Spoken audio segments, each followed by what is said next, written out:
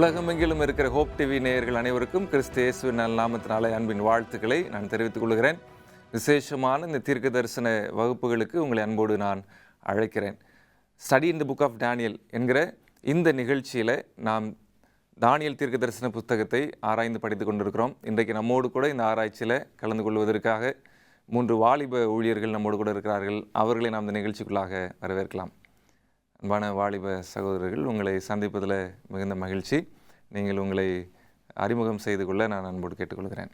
என் பேர் செல்வின். நான் ரேடியாலஜி முடிச்சுட்டு சென்னையில் ஒர்க் பண்ணிட்டுருக்கேன். God bless you. உங்களுடைய பணியை கர்த்தர் ஆசீர்வதிப்பாராக. என்னுடைய பேர் எபினேசர் பால்.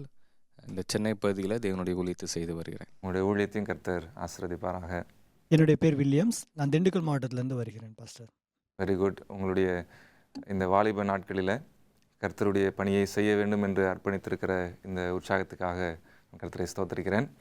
நாம் தொடர்ந்து தானியல் 11ஆம் அதிகாரத்தை நாம் படிக்க துவங்குவோம். 11ஆம் அதிகாரம் 40வது வசனத்தை தான் நாம் போன முறை நாம் படித்தோம்.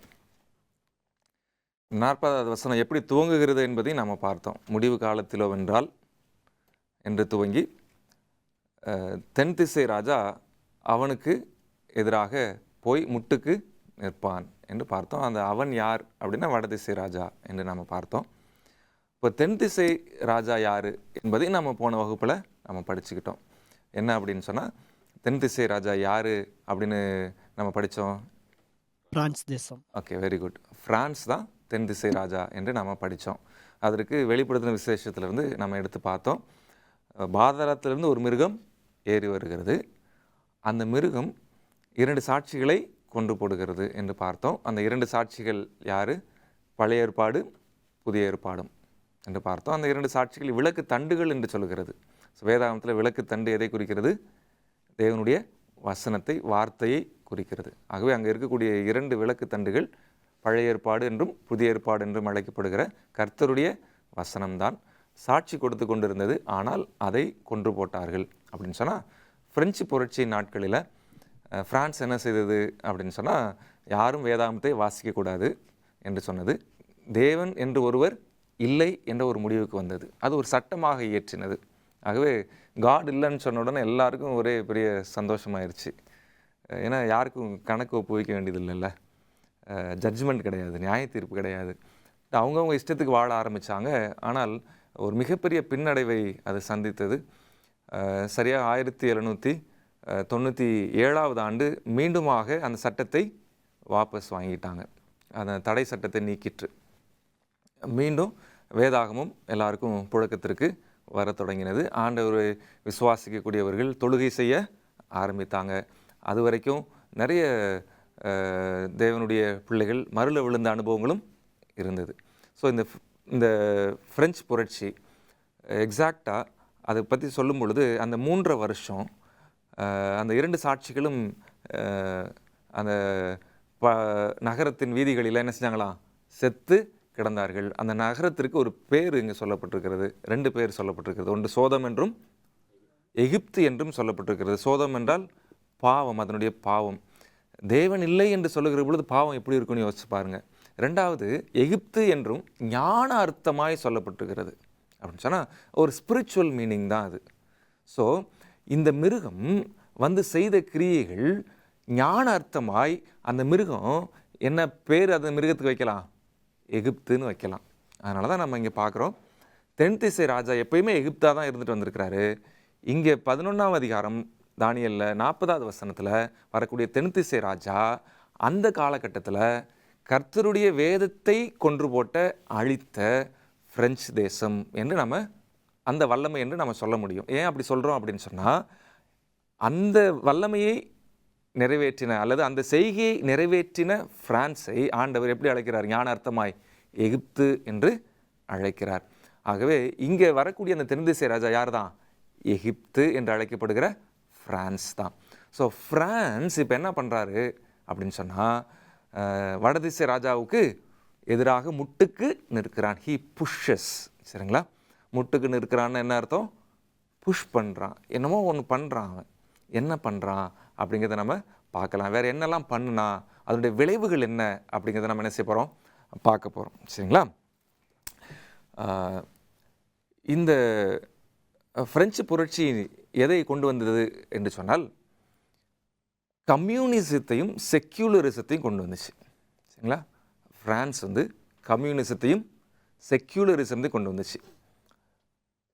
இந்த பிரெஞ்சு புரட்சி போப் ஆதிக்கத்தை எதிர்த்தது. இன்னொன்று நீங்கள் சரித்திரத்தை போய் வாசித்து பார்க்கலாம்.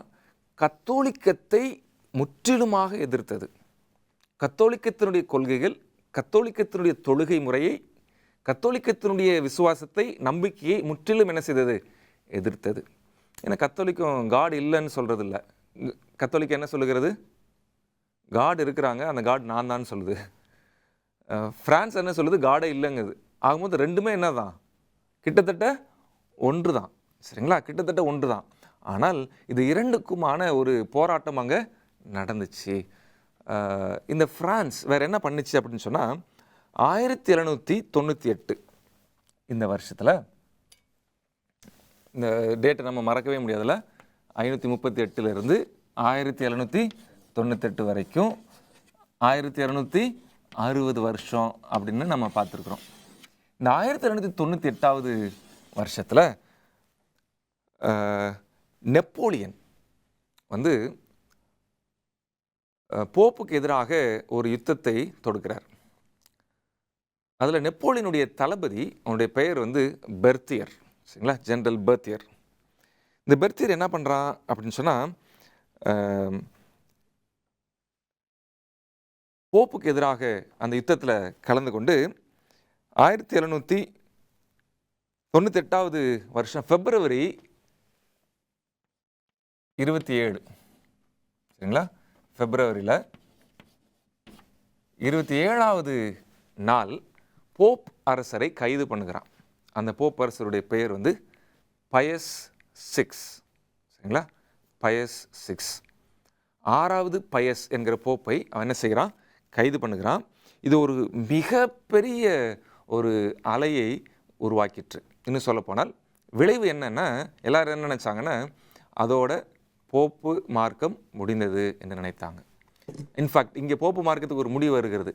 எதற்கு முடிவு வருகிறதுனா, அதனுடைய அரசியல் வல்லமைக்கு முடிவு வருகிறது. சரிங்களா? இங்கே போப்பு மார்க்கத்திற்கான ஒரு முடிவு, அரசியல் வல்லமைக்கு, அதனுடைய அரசியல் அதிகாரத்திற்கு ஒரு முற்றுப்புள்ளி வைக்கப்படுகிறது. இதை செய்கிற நாடு எது அப்படின்னு சொன்னால் பிரான்ஸ். அதுதான் வெளிப்படுத்தலை நம்ம என்ன பார்த்தோம்?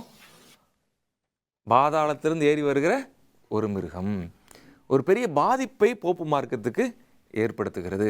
இந்த போப்பு மார்க்கம் இந்த பாதிப்பை எதிர்கொள்கிறதுக்கு ரொம்ப ஆயத்தமாக இல்லை, ஆனால் சரி செய்தது. சரிங்களா? அது அரசியல் வல்லமை அதற்கு இல்லை. அதுக்கப்புறம் போப்பு இருந்தாரானா இருந்தாங்க, அவசர கால போப்பு நியமிக்கப்பட்டாங்க, இருந்தாங்க. ஆனால் முன்பு இருந்த வல்லமையும் அதிகாரமும் அதனிடத்தில் இல்லை. அது தன்னுடைய அதிகாரத்தை இழந்து நின்ற ஒரு காலகட்டம் அது. இன்னொரு விஷயத்தை ஞாபகம் வச்சுக்கோங்க. இந்த 538 இந்த காலம் வரைக்கும் இது செயல்பட்டது. ஆனால் 538க்கு முன்னாடி ஒரு விஷயம் ஒன்று நடந்தது. நம்ம படித்தது ஞாபகம் இருக்குதுங்களா? 508 என்ன நடந்துச்சுன்னா, அந்த அஞ்ஞான ரோம் அதனுடைய அரசியல் வல்லமையை 476 இழந்து நின்றபோது மீண்டும் அதற்கு அதிகாரத்தை கொடுப்பதற்காக ஒரு விஷயம் நடந்துச்சு. ஒரு ராஜா இருந்தான். அந்த ராஜா பேர் என்ன ஞாபகம் இருக்குதா? Okay, Clovis. சரிங்களா? அந்த ராஜாவுடைய பேர் என்ன? குளோவிஸ். ஓகே, இந்த குளோவிஸ் எந்த நாட்டை சார்ந்தவன்? பிரான்ஸ் தான். ஸோ முதலாவதாக போப் அரசருக்கு அதிகாரத்தை கொடுத்தது யார் தான்? குளோவிஸ் என்கிற பிரான்ஸ் தான். பாருங்க, அதே பிரான்ஸ் 1798 போப் அரசரை அரியணையிலிருந்து கீழே இறக்குகிறது. எவ்வளோ ஆண்டவர் பாருங்களேன், ஒரு இடத்துல இருந்து இன்னொரு இடத்துக்கு எப்படி அவர் டிரான்ஸ்ஃபர் பண்ணி கொண்டு வர்றாருன்னு பாருங்கள். அப்போது இந்த பிரான்ஸ் தான் ஒரு மிகப்பெரிய பாதிப்பை அந்த போப்பு மார்க்கத்திற்கு ஏற்படுத்துகிறது. சரி, இதை குறித்து வேதாகமும் தீர்க்க தரிசனம் சொல்லியிருக்கிறதா? சரிங்களா? இந்த இடத்துல முட்டுக்கு நிற்பனை தானே நம்ம வாசிக்கிறோம். ஆனால் முட்டுக்கு நிற்பது என்பது போப்பு கைது பண்ணுறது தானா? அல்லது போப்புக்கு ஏற்பட்ட ஒரு காயமா அது அப்படின்னு பார்த்தீங்கன்னா, வெளிப்படுத்தின விசேஷத்துக்கு வாங்க. வெளிப்படுத்தின விசேஷம் 13ஆம் அதிகாரம் 3வது வசனத்தை நம்ம வாசிக்கலாம். அதன் தலைகளில் ஒன்று இங்கே சாவுக்கேதுவாய் சொல்லப்பட்டிருக்கிற அதன் தலை என்பது அந்த வெளிப்படுத்தல் 13ஆம் அதிகாரத்தின்படி இது வந்து கத்தோலிக்கத்தை குறிக்கிறது அல்லது போப்பு ரோம மார்க்கத்தை குறிக்கிறது. அதன் தலைகளில் ஒன்று ஒரு மிருகம், அந்த மிருகத்தின் 7 தலை, அந்த தலைகளில் ஒன்று காயப்பட்டிருக்க கண்டேன். அந்த தலைகளில் ஒன்று காயப்பட்டிருக்க கண்டேன். ஆனாலும் சாவுக்கேதுவான அந்த காயம் சொஸ்தமாக்கப்பட்டது. சரி, பூமியில் உள்ள பாருங்களேன். யாவரும் இங்க என்ன வாசிக்கிறோம்? அந்த தலைகளில் ஒன்று சாவுக்கேதுவாய் காயப்பட்டிருக்க கண்டேன் அப்படிங்கிற ஒரு வார்த்தையை நம்ம படிக்கிறோம். அந்த காயம்தான் 1798 பிரான்ஸ் மூலமா போப் என்கிற அந்த மிருகத்திற்கு ஏற்படுகிறது. விஷயம் புரியுதுங்களா? வெளிப்படுத்தல் 13 இருக்கக்கூடிய மிருகம் சாவுக்கு எதுவான காயம் அடைகிறது. இந்த பயஸ் 6ஆம் பயஸ் அவர் சிறைச்சாலையில் என்ன செய்கிறாரு? 1799 மரித்து போகிறார். 1775 போப்பரசராக இருந்த அந்த நாட்களில் அந்த ஒரு போப்பரசர் தான் அதிக நாட்கள் அரியணையில் இருந்தவர். அவர் கைது செய்யப்படுகிறார். வயதானவர் தான், கைது செய்யப்படுகிறார். அடுத்த வருஷம் அவர் என்ன செய்கிறார்? சிறைச்சாலையிலேயே இறந்துடுறார். அதுக்கப்புறமா போப்பு நியமித்தாங்களா? ஆமாம், நியமித்தாங்க. ஆனால் சரித்திரம் சொல்லுகிறது அது போப்பு மார்க்கத்திற்கு ஏற்பட்ட மிகப்பெரிய காயம் என்று சொல்லுகிறது, த வூண்ட். இப்படிப்பட்ட ஒரு விளைவை இந்த பிரான்ஸ் யாருக்கு கொடுத்தது? பாதிப்பை அந்த கத்தோலிக்கத்துக்கு அது ஏற்படுத்தி கொடுத்தது. ஆனால் அதே நேரத்தில் நம்ம வெளிப்படுத்தல் 13 அந்த 3வது வசனத்தில் சாவுக்கு எதுவாய் காயப்பட்டிருக்க கண்டேன். தொடர்ந்து என்ன வசனம்? அந்த வசனம் எப்படி சொல்லுது? அந்த காயம் சொஸ்தமாக்கப்பட்டது. அந்த காயம் சொஸ்தமாக்கப்பட்டது. விஷயத்தை புரிஞ்சிக்க முடியல, இந்த வார்த்தையை புரிஞ்சுக்கணும். இப்போ தானியேல் 11ஆம் அதிகாரம் 40வது வசனத்துக்கு வாங்க. தானியேல் 11:40. முடிவு காலத்திலோ வென்றால் தென்திசை ராஜா அவனோடு முட்டுக்கு நிற்பான். சரி, இருங்க, தொடர்ந்து நம்ம படிக்க போகிறோம். முடிவு காலத்தில் வென்றால் தென்திசை ராஜா அவனோடு முட்டுக்கு நிற்பான். இப்போ முடிவு காலத்தில் தென்திசை ராஜா யாருன்னு கண்டுபிடிச்சோம்? பிரான்ஸ். அவன் யாரோடு முட்டுக்கு நிற்பான்? வடதிசை ராஜா. அந்த வடதிசை ராஜா யாரு? போப்பு ரோம மார்க்கம். அந்த போப்பு ரோம மார்க்கத்தோடு முட்டுக்கு நிற்பான் அப்படிங்கிறதான் இந்த வருஷம் அது நிறைவேறிச்சு. ஆனால் வசனம் தொடர்ந்து போகுது பாருங்க. அடுத்தது வாசிங்க. வடதிசை ராஜாவும் ரதங்களோடும் குதிரை வீரர்களோடும் அநேகம் கப்பல்களோடும் சூறை காற்று போல் அவனுக்கு விரோதமாய் வருவான். அவன் தேசங்களுக்குள் பிரவேசித்து அவைகளை பிரகாவித்து கடந்து போவான். நல்லா புரிஞ்சுக்கோங்க. ஃபர்ஸ்ட் தென்திசை ராஜா யாரை போய் புஷ் பண்றான்? வடதிசை ராஜாவை. இப்போ இதுதான் முதல் சம்பவம். மொத்தம் எத்தனை தீர்க்கதரிசன நிகழ்வுகள்னு சொல்லியிருந்தோம்? 12. அதுல முதல் நிகழ்வு தென்திசை ராஜா யாரை பாதிக்கிறான்? வடதிசை ராஜாவை. இப்போ 2வது நிகழ்வுக்கு வரோம். 2வது நிகழ்வு என்ன? வடதிசை ராஜா தென்திசை ராஜாவுக்கு எதிராக யுத்தத்துக்கு வரோம். அதில் எப்படியெல்லாம் வரான் அப்படிங்கிறத நம்ம பார்க்குறோம்ல. சரி, இப்போ நம்ம அதை வாசித்துட்டு ஒவ்வொரு விஷயமா நம்ம என்ன செய்ய போகிறோம்? பார்க்க போகிறோம். இங்கே வெளிப்படுத்தல் 13:3 என்ன படித்தோம்? சாவுக்கு எதுவான அந்த காயம் சொஸ்தமாக்கப்பட்டது. அப்படின்னா அது என்ன பாதிப்பு ஏற்படுத்தப்பட்டதோ அந்த பாதிப்பை அது சரி செய்ய முயற்சி எடுத்தது. அதுதான் இந்த தென்திசை ராஜா ஒரு பாதிப்பை ஏற்படுத்திட்டான். இப்போ இந்த பாதிப்பை சரி செய்யறதுக்கு வடதிசை ராஜா என்ன செய்யறான்? இவனோடு எதிர்த்து வர்றான். விஷயம் புரியுதுங்களா? சரி, இப்போ இங்கே பாருங்க. பிரான்ஸினுடைய 2 வல்லமையான கோட்பாடுகள் இருந்துச்சு. ஒன்று என்ன?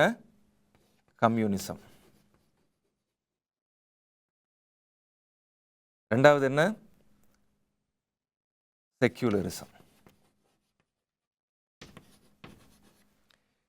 இது எப்படி பாதிப்பை ஏற்படுத்துச்சுன்னு சொன்னா, எங்கெல்லாம் கத்தோலிக்க திருச்சபைகள் இருந்ததோ, கத்தோலிக்கத்தின் அதிகாரம் இருந்ததோ, அந்த நாடுகளை எல்லாம் கம்யூனிஸ்ட் தேசங்களாக மாற்றினது.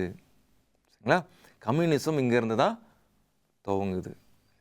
எக்ஸாக்டாக யாருடைய காலத்தில்? நெப்போலியனுடைய காலத்தில். ஆனால் கம்யூனிசம் வந்து புது கருத்து கிடையாது. கம்யூனிசம் அது பின்னாடி போனீங்கன்னா பிளாட்டோனுடைய நாட்களிலிருந்து கம்யூனிசம் இருக்கிறது. ஓகே, ஸோ இப்போது அது ஒரு ராஜ்யமாக எழும்பி நிற்கிறது. ஸோ கிட்டத்தட்ட ஐரோப்பாவினுடைய ஒரு பகுதியை, சரிங்களா, அதாவது கிழக்கு பகுதி முழுவதையும் கம்யூனிசம் அதனுடைய ஆட்சியின் கீழே கொண்டு வந்துருச்சு. ஓகே, இன்றைக்கி நிறைய கம்யூனிச நாடுகளை நம்ம பற்றி கேள்விப்பட்டிருக்கிறோம். சரியா? இந்த கம்யூனிச நாடுகள் இந்த காலத்துக்கு பிற்பாடு தான் உருவானது. கம்யூனிசம் என்கிற கொள்கைக்குள்ளாக என்ன செய்கிறாங்க? நிறைய பேர் வர ஆரம்பித்தாங்க. ஓகே, ஸோ நிறைய கத்தோலிக்க நாடுகள் கம்யூனிசம் நாடுகளாக மாறிடுச்சு. நிறைய பாதிப்பு இல்லை. ஆனால் இந்த பாதிப்பை திரும்ப சரி செய்யணும்னா இப்போது இவன் கொண்டு வந்தது எதுங்க? கம்யூனிசம். இப்போ அடுத்தது இந்த ரோமன் கத்தோலிக்கம் எதை தான் அடிக்கணும்? கம்யூனிசத்தை தான் அடிக்கணும். அதான் அர்த்தம். ஸோ இந்த பிரான்ஸ் மூலமாக கம்யூனிசம் உள்ளே வந்துச்சு. இப்போது இந்த கத்தோலிக்கம் எதை அடிக்கணும்? கம்யூனிசத்தை அடிக்கணும். அதுதான் இரண்டாவது நிகழ்வு. சரிங்களா? இந்த தீர்க்க தரிசனத்தில் வரக்கூடிய இரண்டாவது நிகழ்வு. இப்போ அது எப்படி வரான்னு பாருங்களேன். அதுக்கு ஒரு சில விஷயங்கள் அந்த வசனத்தில் நம்ம வாசித்தோம்ல. அவன் சூறை காற்று போல் வர்றான்ல, அதுக்கு முன்னாடி என்னெல்லாம் கொண்டு வரான் அவன்? தானியேல் 11:40 ரதங்களோடும் அவன் ரதங்களோடு வரான், குதிரை வீரர்களோடு வரான், கப்பல்களோடு வரான். சரிங்களா? இது என்ன அப்படிங்கிறத பார்க்கலாம். யாத்ராகமம் 14ஆம் அதிகாரம் 9வது வசனத்தை வாசிங்க. யாத்ராகமம் 14ஆம் அதிகாரம் 9வது வசனம். எகிப்தியர் பார்வோனுடைய சகல குதிரைகளோடும் ரதங்களோடும் அவனுடைய குதிரை வீரர்களோடும் சேனைகளோடும் அவர்களை தொடர்ந்து போய் சமுத்திரத்தண்டையிலே பாகாலுக்கு எதிராக இருக்கிற ஈரோத் பள்ளத்தாக்கின் மண்டையிலே பாளையம் இறங்குகிற அவர்களை கெட்டினார்கள். சரி, பாருங்க, எகிப்தியர்கள் இஸ்ரவேல் ஜனங்களை பின்தொடர்ந்து போன பொழுது ரதங்களோடும் குதிரைகளோடும் வீரர்களோடும் ஒரு காட்சியை நம்ம அங்கே பார்க்க முடியுது. இந்த வீரர்களோடு அவங்க போகிறாங்க. இது என்ன காட்சியை வெளிப்படுத்துதுன்னு சொன்னால், ஒரு யுத்தத்தின் ஒரு சினாரியோ. சரிங்களா? ஆபகுக் 1ஆம் அதிகாரம் 6, 8, 9 வசனங்களை நம்ம வாசித்து பார்க்கலாம். ஆபகுக்கில், இதோ நான் கல்தேர் என்னும் கொடியதும் வேகமான ஜாதியாரை எழுப்புவேன். அவர்கள் தங்களுடைய அல்லாத வாசஸ்தலங்களை கட்டிக்கொள்ள தேசத்தின் விசாலங்களில் நடந்து வருவார்கள். அவர்கள் கெடியும் பயங்கரமானவர்கள். அவர்களுடைய நியாயமும் அவர்களுடைய மேன்மையும் அவர்களாலேயே உண்டாகும். அவர்களுடைய குதிரைகள் சிவிங்கிகளிலும் வேகமும் சாயங்காலத்தில் திரிகிற ஓநாய்களிலும் தீவிரமாயிருக்கும். அவருடைய குதிரை வீரர் பரவுவார்கள். அவர்களுடைய குதிரை வீரர் தூரத்திலிருந்து வருவார்கள். இறைக்கு தீவிரிக்கிற ஒரு தேசம் இன்னொரு தேசத்தோட யுத்தம் பண்ணுகிறதற்கு சொல்லப்படுகிற காட்சியை நீங்கள் பாருங்கள். குதிரைகளோடும் குதிரை வீரர்களோடும். அப்போது இந்த கம்யூனிசத்தை ஜெயிக்கணும்னு சொன்னால் இவங்க எதை பயன்படுத்துவாங்க? ஒரு மிலிட்ரியை தான் பயன்படுத்துவாங்க. சரிங்களா? யார்? ஆனால் ஒரு விஷயத்தை புரிஞ்சுக்கணும்.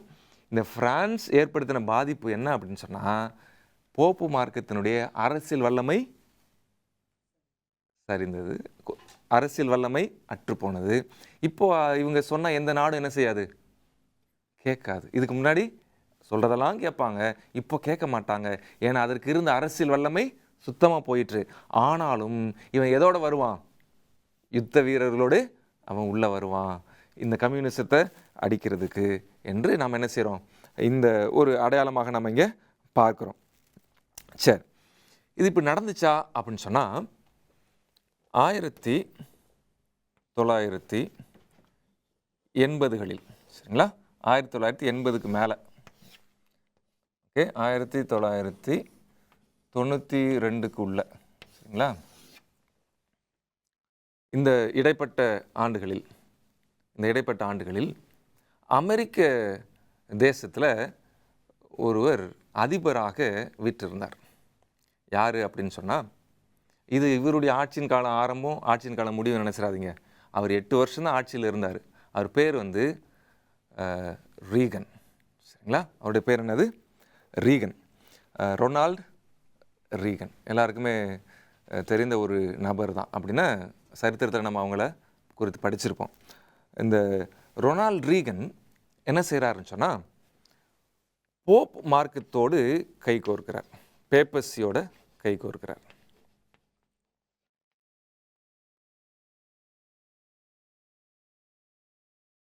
இந்த போப்பு மார்க்கத்தோட கை கோர்த்து ஒரு ரகசிய திட்டம் ஒன்று போடுறாங்க. எதை தாக்குவதற்கு என்றால் யுஎஸ்எஸ்ஆர், ரஷ்யா சுற்றிலும் இருந்த கம்யூனிச நாடுகளை தாக்குவதற்கான ஒரு ரகசிய திட்டம் ஒன்றை அவங்க போடுறாங்க. ஸோ இப்போ யார் யார் இணைகிறாங்க? பேப்பசியும் அமெரிக்காவும் இணைகிறாங்க. பேப்பசியும் அமெரிக்காவும். இப்போ பாருங்க, போப்பு மார்க்கம் ஆன்மீக அதிகாரத்தை பெற்றிருக்கிறது. ஆனால் அதற்கு என்ன அதிகாரம் இல்லை? அரசியல் அதிகாரம் இல்லை. ஆகவே அரசியல் அதிகாரத்திற்காக தனக்கு உதவியாக மாபெரும் வல்லரசை அது என்ன செய்கிறது? தனக்கு வசப்படுத்திக் கொள்கிறது. ஸோ அமெரிக்காவுடைய உதவியை கொண்டு 1989 ஆண்டில் கம்யூனிசம் உடைந்தது, விழுந்தது. சரித்திரம். சரிங்களா? 1989 1992 வரைக்கும் நீங்கள் பார்த்தீங்கன்னா கம்யூனிசத்தினுடைய வீழ்ச்சியை பார்த்துட்டே இருக்க முடியும். இன்றைக்கி கம்யூனிசத்தினுடைய வீழ்ச்சி மிக பெருமளவில் அநேக இடங்களில் போற்றப்படுகிறது. கம்யூனிசம் வீழ்ந்தது அப்படின்னா கிறிஸ்தவ நாடுகள் அதை பெரிதாக கருதுகிறது. ஏனென்றால் அதுவரைக்கும் கம்யூனிச நாடுகளில் தேவனுடைய வார்த்தைகள் போவதே இல்லை, போனதில்லை, சாத்தியமில்லை. அது ஒரு மிகப்பெரிய பாதிப்பை கிறிஸ்தவ விசுவாசத்திற்கு ஏற்படுத்தி கொடுத்திருந்தது. எல்லா கிறிஸ்தவ ஆலயங்களும் அங்கே தடை செய்யப்பட்டிருந்தது, தொழுகை முறை தடை செய்யப்பட்டிருந்தது. இந்த காலகட்டத்தில் ஒரு மிகப்பெரிய விடுதலையை இந்த போப்பு மார்க்கம் ஏற்படுத்தி கொடுத்தது. இதில் ஒரு ஜெசுவிட் பாதிரியார் அவர் என்ன செய்கிறாரு அப்படின்னு சொன்னால், இந்த காரியத்தை குறித்து தன்னுடைய புஸ்தகத்தில் ஒன்று எழுதுகிறார். அவர் பேர் மலாக்கி மார்டின் அப்படிங்கிறவர். The keys of this blood அப்படிங்கிற புத்தகத்தில் அவர் என்ன செய்கிறாருன்னு சொன்னால், உலக அதிகாரத்திற்காக, உலகத்தில் தங்களுடைய அதிகாரத்திற்காக போப்பு என்பவரும் மிகப்பெரிய வல்லரசான அமெரிக்காவும் அதிகாரத்திற்காக போட்டி போட்டது என்று எழுதுகிறாங்க இந்த இடத்துல. there was a great struggle அப்படின்னு எழுதுகிறார். அது மாத்திரம் இல்லை, இதில் இந்த காலகட்டத்தில் இந்த போப்பு மார்க்கத்தில் பேப்பர்ஸில் யார் போப் அப்படின்னு சொன்னால் ஜான் பால் இருந்தார். ஜான் பால் எல்லாருக்குமே தெரியும். ஜான் பால் 2 இவர் இந்த காலகட்டத்தினுடைய ஹீரோ அப்படின்னு அழைக்கப்படுறாரு. ஏன்னா கம்யூனிசம் உடஞ்சிருச்சு, இவரால் கம்யூனிசம் உடஞ்சி, இவருடைய முயற்சினால்னு சொல்லிட்டு இவர் கிட்டத்தட்ட 40 பயணங்கள் செய்திருக்கிறார் இதற்காக. ஒருத்தர் எழுதும்போது, மலாக்கி தான் எழுதும்போது எழுதுகிறாரு, அவருடைய பயணங்கள் அநேக நேரங்களில் அதை எப்படி குறிப்பிடுறார் அப்படின்னு சொன்னால், அந்த நாடுகளின் புழுதிகளில் அவர் நடந்து திரிந்தார் அப்படின்னு குறிப்பிடுறார். ஸோ அப்படி போய் கம்யூனிசத்திற்கு எதிர்த்து அவர் என்ன செய்தார்? ஒரு மிகப்பெரிய விடுதலையை தேவனுடைய ஜனங்களுக்கு ஏற்படுத்தி கொடுத்தார். 1992 ஆண்டு பிப்ரவரி 24 டைம் மேகசினில் வெளிவந்த ஒரு ஆர்டிக்கிளுடைய டைட்டில் என்ன அப்படின்னு சொன்னால், ஹோலி அலையன்ஸ். ஹோலி அலையன்ஸ் யாருடைய அலையன்ஸு? போப்பு மார்க்கத்திற்கும் யுஎஸ்ஏவுடைய யுஎஸ்ஏங்கிற தேசத்திற்குமான அந்த இணைப்பை ஹோலி அலையன்ஸ் என்று சொல்லுகிறார்கள். அது மாத்திரமல்ல, இந்த காலகட்டத்தை குறித்து சொல்லும் பொழுது இந்த கம்யூனிசத்தில் அப்போ இருந்தது கார்பச்சேவ். சரிங்களா? அவர் தான் என்ன செய்கிறாரு? அதிலிருந்து இறங்கி போப்பு மார்க்கத்திற்கு அல்லது இந்த 2 கூட்டணிக்கு என்ன செய்கிறாரு? அதை விட்டு கொடுக்குறார், கம்யூனிசத்தை விட்டு கொடுக்குறார். So copies bow to the பேப்பசி அப்படின்னு டைட்டில்லாம் வந்துச்சான். கார்பஸே என்ன பண்ணுறாரு, பேப்பசிக்கு தலை வணங்குகிறார் அப்படின்னு டைட்டில் அந்த நாட்களில் அந்த நியூஸ் பேப்பர்ஸ்லாம் வந்ததாக சொல்லப்படுகிறது. ஆகவே ஒரு மிகப்பெரிய தாக்கத்தை இது ஏற்படுத்திட்டு ஒரு மிலிட்ரி ஃபோர்ஸோடு தான் போச்சு, கம்யூனிசம் விழுந்தது. இந்த கம்யூனிசத்தினுடைய வீழ்ச்சி கத்தோலிக்கம் உடனடியாக செயல்பட தொடங்கிற்று. சுவிசேஷம் அங்கு போனது, அநேக நாடுகளுக்கு போனது. இன்ஃபேக்ட் ஒருத்தர் சொல்லும்போது சொல்கிறாரு, 45 வருஷத்துக்கு பின்னாடி அவர் இத்தாலி, அதாவது இத்தாலி போப் உடைய ஸ்தானம், சரிங்களா. அதுக்கப்புறமா நிறைய நாடுகள் கம்யூனிசத்தில் சிக்கியிருந்த நாடுகளில் அநேகர் கிறிஸ்தவ மார்க்கத்தை தழுவினார்கள், ஏற்றுக்கொண்டார்கள். அது மிகப்பெரிய பின்னடைவாக கம்யூனிசத்திற்கு இருந்தது. ஆனால் தீர்க்க தரிசனம் நிறைவேறிற்று. ஆகவே இப்படியாக அந்த கம்யூனிசம் வீழ்ந்தது. தேவனுடைய வார்த்தைகள் அங்கு நிறைவேறுகிறதை ஜனங்கள் பார்த்தாங்க.